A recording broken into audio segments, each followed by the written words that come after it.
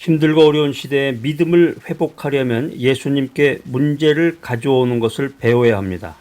우리가 믿음의 사람이 되고 우리 믿음이 회복이 되려면 우리 인생의 모든 문제를 예수님 앞으로 가지고 오는 것을 배워야 합니다.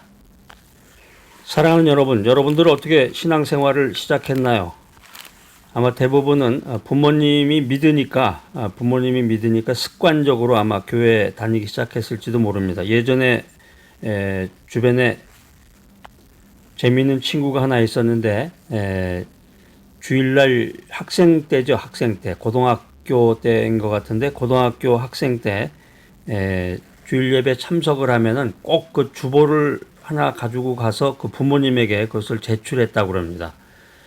주일날 교회를 출석을 하는지 빼먹는지를 교회 가면 그 주보를 받아와야 되니까 그래서 부모님이 믿었기 때문에 습관적으로 교회를 다니기 시작했던 사람도 있고, 또 어떤 사람은 이제 전도를 통해서 교회를 다니기도 하고, 어떤 사람은 인생의 아주 위기 가운데서, 인생의 힘들고 위기 가운데서 문제를 가지고 주님 앞으로 나왔던 그런 경험을 했던 사람들도 아마 있을 것입니다.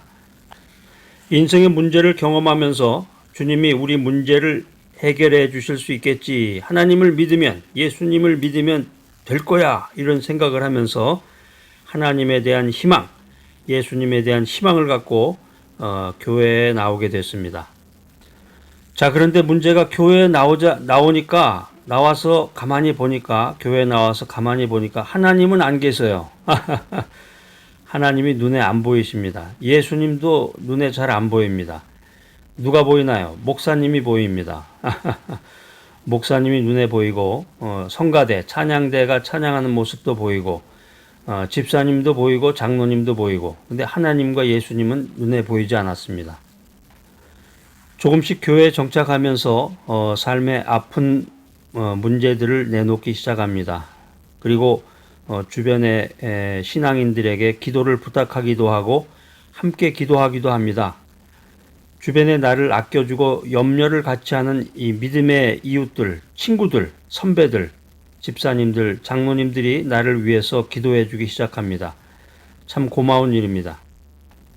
자, 그런데 나를 위해서 기도해 주시는 그 권사님, 장로님, 목사님, 전도사님, 신앙의 선배들이 그들의 간절한 기도에도 불구하고 나의 어려움과 고난과 내 사정은 전혀 나아지지 않습니다. 여러분 어떻습니까? 이런 경험 해보셨죠?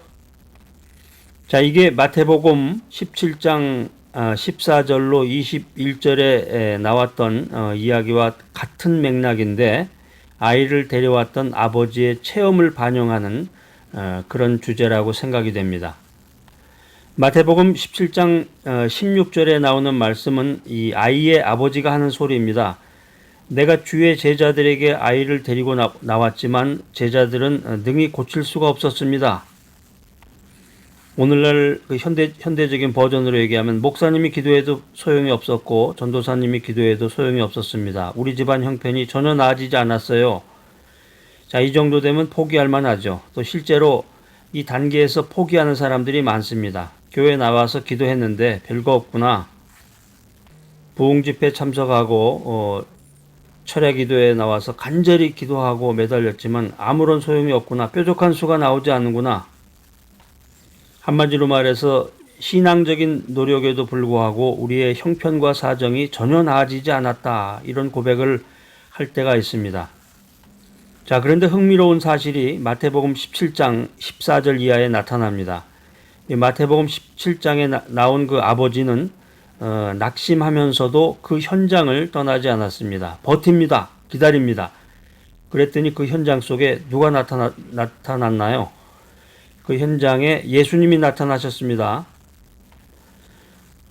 버티는 자가 축복을 얻습니다. 그래서 끝까지 견디는 자가 구원을 얻는다고 성경은 말하고 있습니다. 당장에, 한순간에 내 문제가 해결될 이 희망의 징조가 보이지 않아도 여전히 그 자리에 머물러 있을 줄 아는 믿음, 견딤, 인내, 이게 굉장히 중요한 거예요. 이게 굉장히 중요하다.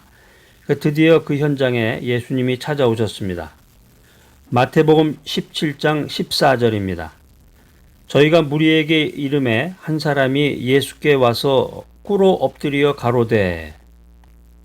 드디어 예수님이 오시자마자 그 아이의 아버지가 이 예수님 앞에 엎드립니다. 그동안에 그 아이의 아버지는 예수님의 제자들과 자기 아이를 낫게 하기 위해서 씨름을 했습니다. 그런데 아무런 소용이 없었습니다. 마태복음 그 17장의 백그라운드를 보면은 예수님은 변화산상에 계셨습니다. 베드로, 요한, 야고보를 데리고 변화산상에 올라가셔서 하늘의 영광을 나누어 주고 계셨습니다. 그 하늘의 영광이 나타나고 있는 한편 저 아래 골짜기 마을에서는 한 아이를 치료하기 위해서 이 제자들의 끈질긴 싸움이 있었습니다. 그러나 이 싸움은 아무런 효용을 나타내지 못하고 있었습니다. 그럼에도 불구하고 거기 머물고 견디고 기다렸던 그는 드디어 예수님을 맞이합니다. 예수님은 기도하는 자를, 기다리는 자를 오래 버려두지 않습니다. 기다리는 사람에게 반드시 찾아오십니다. 여러분 기다리시기 바랍니다. 드디어 찾아오신 예수님 앞에 그 아이의 아버지는 엎드립니다. 그리고 도움을 요청합니다. 그러니까 마침내 예수님의 치유가 임했습니다. 마태복음 17장 18절입니다. 이에 예수께서 꾸짖으시니 귀신이 나아가고 아이가 그때부터 나으니라. 자, 드디어 아이가 회복이 됐습니다. 치료함을 받았습니다. 기적이 일어났습니다. 직접적으로 예수님 앞에 호소했더니, 예수님을 만났더니, 예수님을 의지했더니 이 놀라운 기적의 은총이 임했습니다. 사랑하는 여러분, 참 믿음의 사람이 되기 위해서는, 참된 믿음을 가진 신앙인이 되기 위해서는 사람 앞에 나오는 것을 배워서는 안 됩니다. 물론 사람들이 나에게 도움이 될 수 있습니다. 내 주변에 내 신앙에 적극적인 영향, 긍정적인 영향을 끼치는 사람들이 있다는 사실은 아주 좋은 거죠. 행복한 일입니다. 그럼에도 불구하고 사람을 의존해서는 안 된다. 이것을 성경은 우리들에게 레슨하고 있습니다. 아마 어쩌면 문제가 아직도 해결되지 않는 것은 내가 사람이 아닌 그리스도를 온전히 의지할 때까지 하나님께서 아직도 기다리고 계시기 때문일 수도 있습니다. 조금 더 기다리며 참으로 살아계신 주님만을 바라봐야 합니다. 그러면 그때 드디어 하나님의 능력이 우리에게 임할 것입니다. 주님의 놀라운 능력을 경험하게 될 것입니다.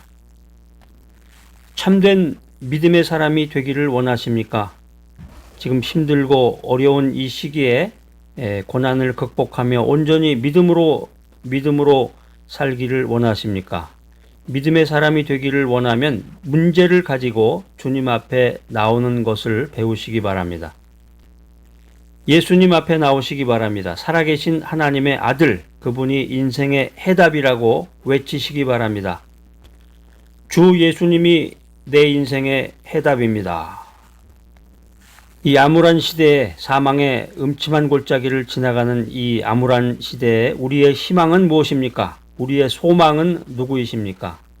우리의 구원은 누구십니까? 우리의 치료자는 누구이십니까?